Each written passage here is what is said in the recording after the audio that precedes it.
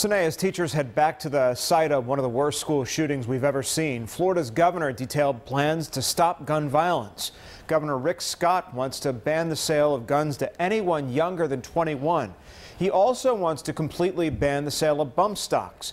Scott also wants to create a violent threat restraining order that would let a court prohibit a violent or mentally ill person from purchasing or possessing a firearm or any other weapon if a court is presented evidence of a threat of violence involving guns or other weapons. I want to make it virtually impossible for anyone who has mental issues to use a gun. Governor Scott also called for a trained law enforcement officer for every 1,000 students at every school in Florida by the time the fall 2018 school year begins.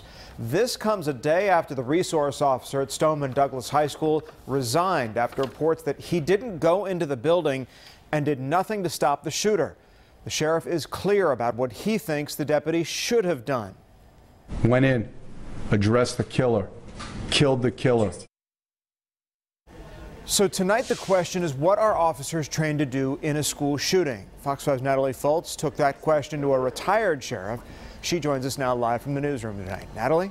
Well, just like 9/11 changed national security and the way we handle terrorism, Cherokee County's former sheriff tells me the first school shooting in Colorado made a drastic impact on how officers train for active shooter situations.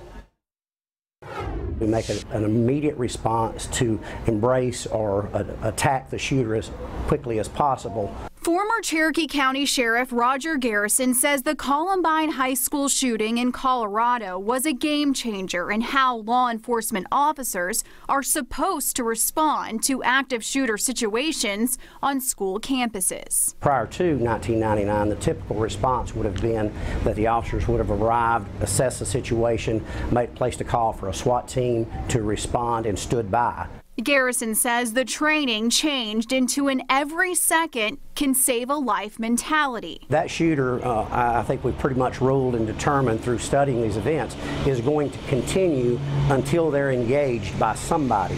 The former sheriff wants to reassure parents and the community that what happened in Florida is in no way what officers are trained to do. We took an oath. We swore to uphold the law. We swore to do whatever necessary, and if it required running toward those shots as opposed to taking no action or disengaging, that's what we've got to do. Coming up at 6, I also spoke with the Atlanta Police Department SWAT team, and they shared some very important information that you need to know just in case you're ever in an active shooter situation. That's coming up at 6.